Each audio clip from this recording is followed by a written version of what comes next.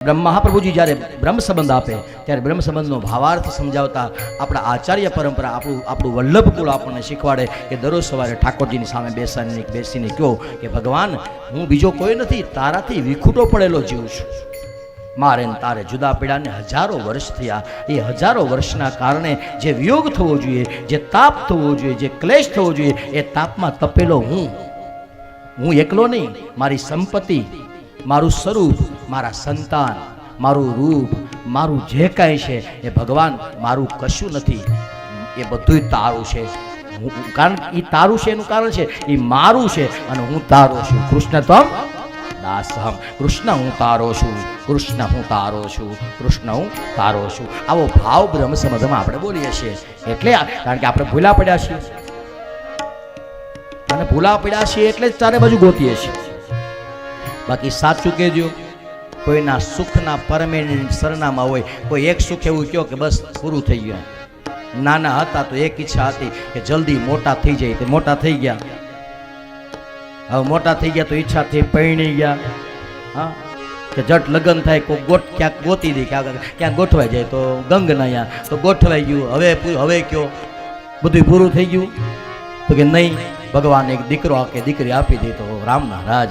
એ ભગવાને આપી દીધો દીકરો કે દીકરી, પછી અટકી ગયું કે હવે દીકરા હાટું એક બંગલો થઈ જાય, થોડીક રૂપિયા થઈ જાય તો ઘણું ચાલો એ આપી દીધું. તે ત્યાં અટકી ગયા કે હવે દીકરીને દીકરાને સારું ઠેકાણું જડી જાય તો પણ એના હાથ પીળા થઈ જાય તો આપણી ઉપાધિ ઓછી થઈ જાય. એ મળી ગયું. પછી કેટલાય પડતું મૂક્યું કયો ભગવાન सुख का परमानेंट एड्रेस किसी के पास नहीं है. यहाँ बैठे हर किसी का जो सुख है, આપણા બધાના સુખ અલગ અલગ છે. કોકને પીળો રંગ ગમે, કોકને લાલ ગમે, કોકને કાળો ગમે, કોકને કેસરી ગમે. એવું છે ને. કોઈને 35 ભાવે, કોઈને 99 ભાવે, કોઈને શિવાજી ભાવે, કોઈને 4 ભાઈ ગમે, કોઈકને ધોળી ફાવે, કોઈકને કાળી ફાવે, કોઈકને ચા ભાવે, કોઈકને કોફી ફાવે. પછી એકબીજાના સુખ જોવો, એકબીજાનું સુખ એકબીજાને હાલે ન હાલે. પીળો ખાતા હોય એને ધોળો આપજો કે ન હાલે, નકર એમાં ઓઈલાનું સુખ છે જ. પણ પીળાવાળા ધોળાવાળો કે નહીં, ધોળામાં ન મજા આવે. એવું જ હોય ને. સુખ શાશ્વત નથી, એટલા માટે ક્યારેય તમને સંતોષ થશે નહીં. સુખ શું છે ભગવાન? શાંતિ શું? ભાઈશ્રીનું સૂત્ર છે ને, શાંતિ એ બીજું કાંઈ નથી. જે કરો છો એ બંધ કરજો એટલે જીવનમાં શાંતિ. કાંઈ હારે લઈને આવ્યા નહોતા અને કાંઈ હારે આવવાનું નથી એવી કોને નથી ખબર? એ મને કહો. અહીંયા એટલા બેઠા એમાં બધાને ખબર છે ને હારે કાંઈ લાવ્યા નહોતા અને હવે કયો લઈ જવાનો છો કાંઈ? કોને નથી ખબર? બધા આમ કે સાચી વાત છે, સાચી વાત છે, સાચી વાત છે. અને સાચું કહેજો, કોને ખાતા નથી બેંકમાં? કોની પાસે ઘરેણા નથી? કોણ ઘરની ઉપાધિ નથી કરતું? કોને ભેગું નથી કરવું? સાચું કેજો, હાવ સાચું, જરીકે ખોટું બોલતા નહીં.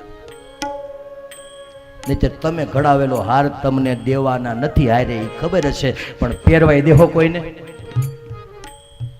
આ બાજુ વાળા બધું દેહો. તમારા બેંકનો પાસવર્ડ દેહો. મોબાઈલનો નથી દેતા હવે તો, બેંકનો ક્યાં દે?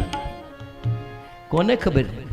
મોબાઈલના પાસવર્ડ ક્યાં ઘરમાં જેટલા હોય ને પાસવર્ડ અલગ અલગ હોય. ભગવાન યુવાનીના ઉંમરે પગ મૂકીએ ને તે તો ખાસ ધ્યાન રાખવું. આપણા જીવનમાં પાસવર્ડ હોય એ ચાલે, પણ મોબાઈલમાં પાસવર્ડ એકદમ જીવન તો એકદમ ખુલ્લી કિતાબ. કારણ કે પાસવર્ડ સારી વાત, એમાં બીજું ત્રીજું થતું તો વાંધો નહીં, પણ ઓનલી ફોર ખેર ધ્યાન દો એ બાજુ નહીં. પણ ભગવાન આપણે બધા ભૂલા પડ્યા છીએ, પણ હવે ઠેકાણે પહોંચી ગયા છીએ અને ઠેકાણે પૂગી જાઓ પછી ભગવાન દરવાજો ખોલે. હૃદયનાથ પધારશે મુજ મલિન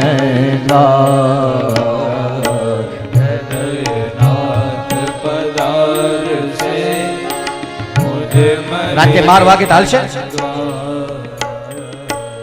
એક વખત આમ કરો, હા એમ કીધું. હાલો ઓળિયાવાળા 12 હો, રાતના પાક્કા 12. કિરીટ બાપુ આવ્યો હોય તો ટિફિન આપો બધાને. મહેશભાઈ આ બધાના ટિફિન આયા. પણ આગળ થોડી વારમાં ઉતાવળા થતા નહીં, નહીતર મજા નહીં આવે. હૃદયનાથ પધારશે મુજ મલિન અને પછી કરુણા કરી સંગે ખેલશે મારો ધન્ય થશે અવતાર કરુણા કરી સંગે ખેલશે મારો ધન્ય થશે અવતાર પછીની કડી બહુ સારી છે હું રે શું કરું આ લોકોને એવું શું હા પાડવી કે ના પાડવી હું રે શું કરું નો સમજાય મોહન મારો આવે જુઓ મંગલે ઘંટ સંભળાયો મોહન મારો આવે કથિતો વંશ વિસ્તારો